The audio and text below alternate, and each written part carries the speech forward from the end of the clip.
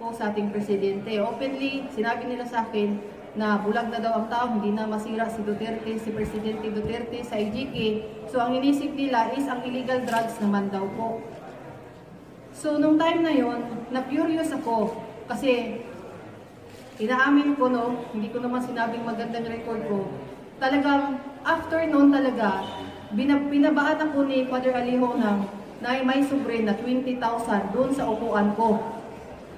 So, ako naman, nadala naman ako kasi medyo notorious din. So, sinakyan ko na lang rin kasi kada salita, pera, tapos minsan nilalagay pa sa, sa yung mga tissue kung saan kami kumakain. So, nung September, tapos October, pagka November, bumalik pa rin si Father Alejo sa amin, sa bahay namin. Binigyan na naman ako ng pera. Nung November kasi, ganito po yung nangyari doon. Ang gusto mangyari ni Senator Trillanes, tatawag ako sa kanya, ito ang sasabihin mo, i-re-record ko sa CP. Yun din ang ginagawa niya kay Motabato at kay Trillanes para daw walang ligtas. So every time na ito tatawag ako sa ito ang sasabihin mo, ganito, ganyan, ganyan, tatawag ako ulit. So nire-record nila sa audio kung ano yung pinagsasabi namin. Kaya para matakot kami na bumalik na daw. So at that time, doon na nag-first na meron silang pinadala sa akin na draft na affidavit. Nung time na yun, na-shock ako sa affidavit kasi una-una, yung may relasyon daw yung yung si City Councilor at saka si PRR Arday. And then ang worst is nakita ko na merong drugs na ini-involve nila si Presidente Duterte. So nagtanong ako, bakit may drugs? Kasi nga daw, hindi na daw maniniwala ang tao sa IGK. So dapat yung drugs naman.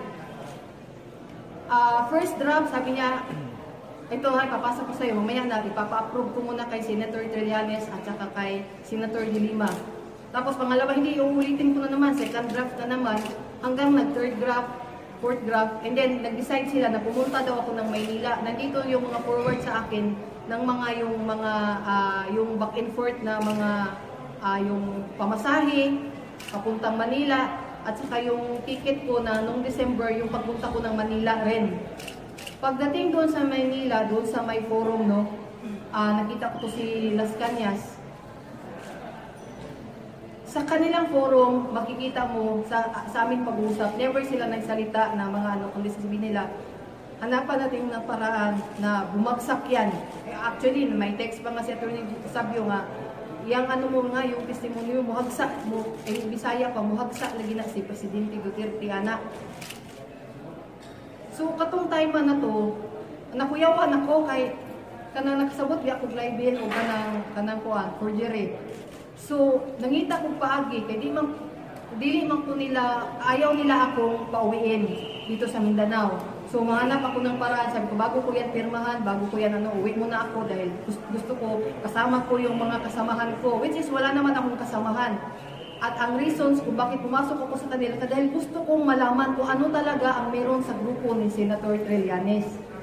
So, pagdating doon sa December, andun ako, pinatira nila ako sa isang kumbento sa Madre, sa May Makati, sa Kanusian Sister.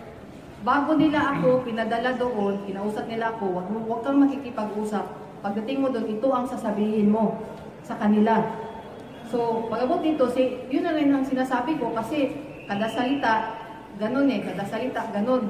So, tao lang tayo, minsan, sige maglaro. Sa isip ko lang, sige maglaro tayo. So after nung Kanusian kasi, nung nalaman nila na meron akong kinakausap na isang Madre doon, natatakot sila na makipag-usap ako doon sa ibang Madre. So nilipat naman nila ako doon sa Holy Spirit na na kumbento. So doon, binawalan talaga akong makipag-usap na kahit kanino. Merong conference room doon na every time na mag-discuss kami regarding sa namin sa affidavit, doon kami sa conference room, doon sa Holy Spirit, doon sa may Betigo, merong eskwelahan doon at the same time, doon merong kumbento doon ang mga Madre.